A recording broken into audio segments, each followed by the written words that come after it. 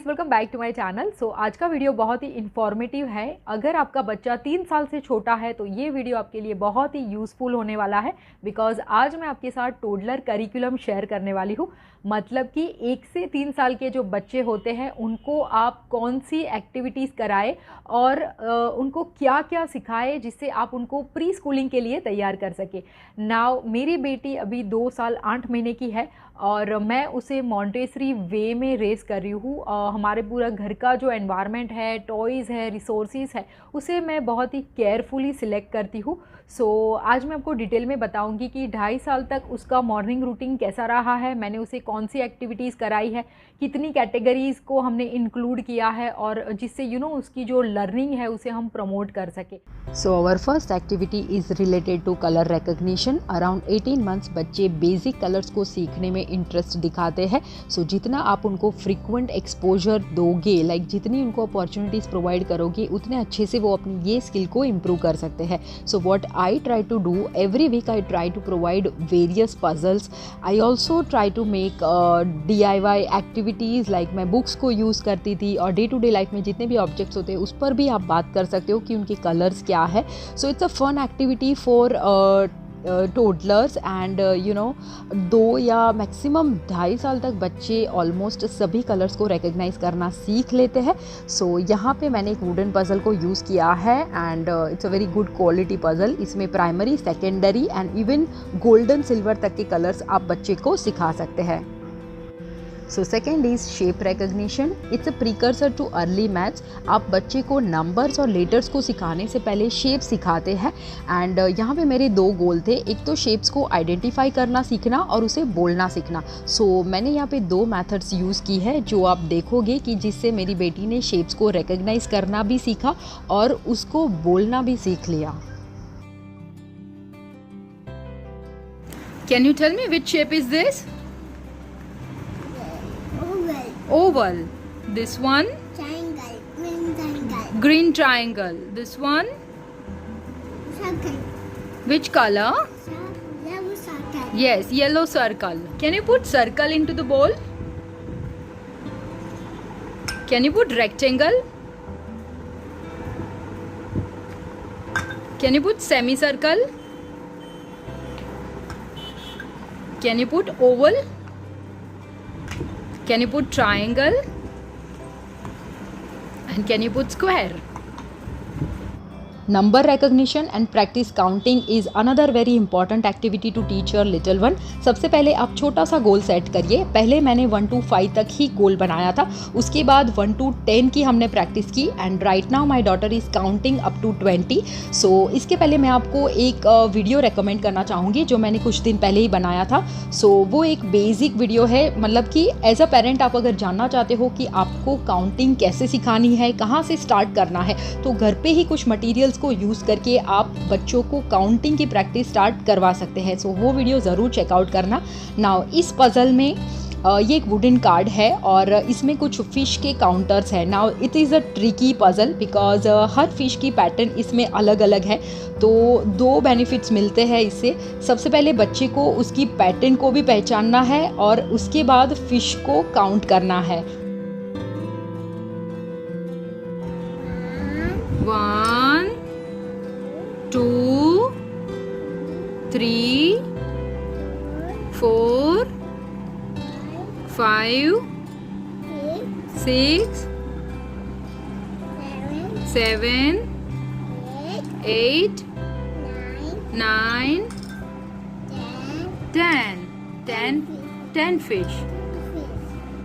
Colour identification के बाद आप सॉर्टिंग एक्टिविटीज़ करवा सकते हैं। ये एक इम्पॉर्टेंट एक्टिविटी है बिकॉज इसका डायरेक्ट कनेक्शन बच्चों की थिंकिंग स्किल्स के साथ है।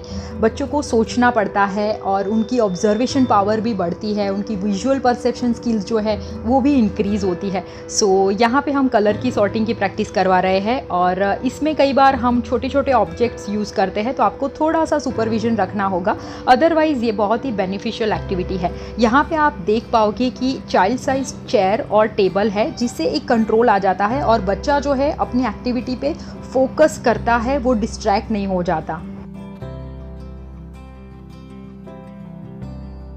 ऐसी एक्टिविटीज़ में वेरिएशन देने के लिए आप शेप्स का भी यूज़ कर सकते हैं। यहाँ पे हमने सर्कल और स्क्वायर को सॉर्ट करवाया है। अपार्ट फ्रॉम दिस हमने सेम ही काउंटर्स को यूज़ करके बिग एंड स्मॉल का भी उसको कॉन्सेप्ट सिखाया था। सो आप एनिमल्स है, बर्ड्स है, लिविंग, नॉन लिविंग, आगे चल के इन सभी कॉन्सेप्ट को इस तरह से सॉर्ट करके उनको सिखा सकते हैं। ऐसे ही दूसरे अर्ली कॉन्सेप्ट्स को सिखाने के लिए we used a book called My First Book of Opposites. This is a very well made book. ये एक मॉन्टेसरी अलाइंड बुक है और इसमें जो भी पिक्चर्स है वो बहुत ही ब्राइट है, कलरफुल है and most importantly real images है, तो बच्चे अच्छे से कोरिलेट कर पाते हैं। सो ये बुक को यूज़ करके हमने बहुत सारे ऑपोजिट्स भी मेरी बेटी को सिखाया। तो पहले हम उसे सिखाते थे, अब मैं सिंपली उसे बुक दे देती हूँ और वो हमें उसे जो भी याद है वो हमें बताती है। You want to see the jump? Yes. Do you see cleaner? Yes. Do you see clean socks? Yes. Clean socks. That is socks. Dirty socks. Big elephant. Big elephant. Full bug. Small ladybug. Big ball. Big ball. Small ball. Small ball. Big ocean. Big ship. Big ship. Big ship. Big ship.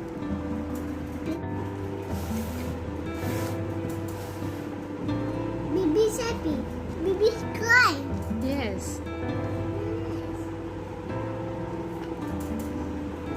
Fight. Fight. Fight. Fight. Front. Fight. Back. Back. Day and night.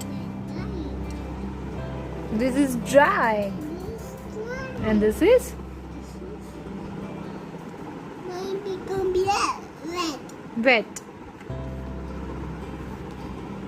This. Open. Closed. Open. Closed.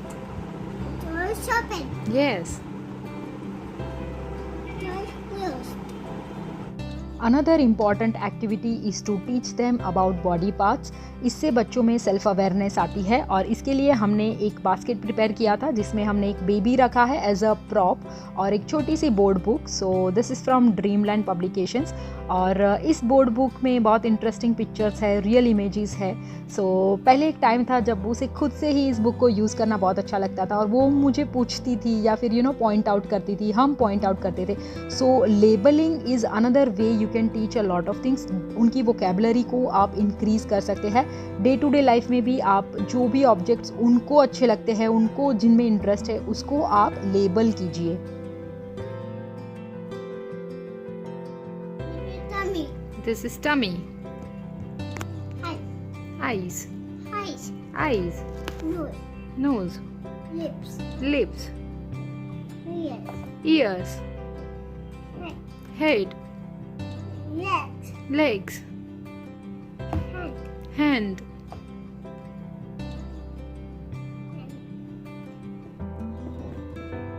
This is lips. Hips. Back. Back. Knees. Knees. Knees.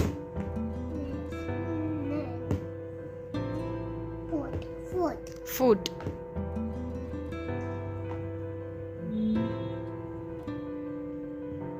Thighs. Eyes. Navel. Can you show me navel? Navel. Yes. Can you show me neck Neck. and elbow? Let's have a Yes. That's elbow. Can you show me its thumb?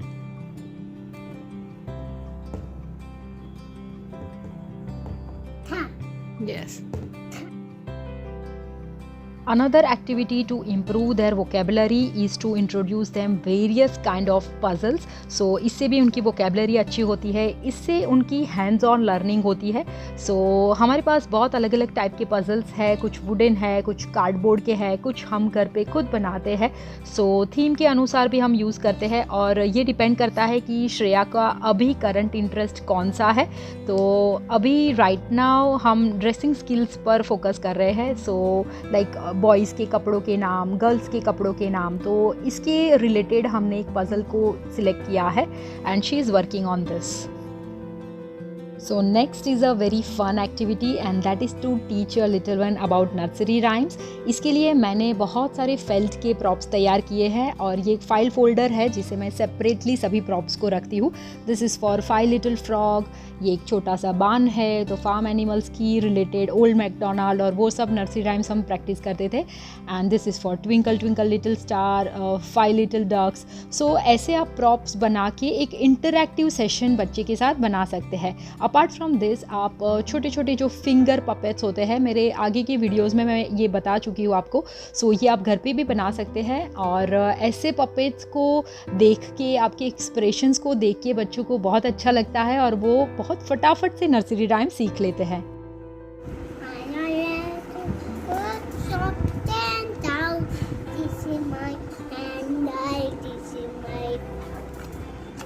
Get the gym out, get me out. Tip me, get this out. Tip me, where am me out.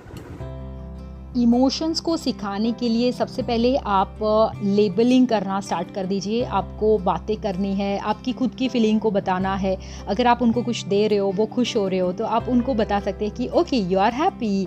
अगर वो sad है तो आपको पूछना है are you feeling sad. सो इस तरह से एक इंटरैक्टिव जो हमारी बातें होती है उससे आप लेबल करके भी उनको इमोशन सिखा सकते हैं. अपार्ट फ्रॉम दिस यहाँ पे मैंने एक फ्री प्रिंटेबल को यूज़ किया है. It has a real image. So इसमें एक पेज पे 3 इमोशंस होते हैं. तो यहाँ पे सबसे पहले हैप्पी है, then sad and then excited. So हमने पर डे 3 इमोशंस लिए थे और उससे हम एवरी वीक एक हफ्ते के लिए हम इन तीनों ही इमोशंस पे बात करते थे. तो वीकली आप इस तरह से डिवाइड करके उनको इमोशंस के बारे में सिखा सकते हैं. अगर आपको ये वीडियो अच्छा लगा हो, इन्फॉर्मेटिव लगा हो, तो इस वीडियो को लाइक एंड शेयर ज़रूर करना और सब्सक्राइब करके चैनल को सपोर्ट करें. बेल आइकन को भी ज़रूर प्रेस करें जिससे आप मेरे किसी भी वीडियोस की नोटिफिकेशन को मिस ना करें. सो अभी के लिए सिर्फ इतना ही. I will see you next time.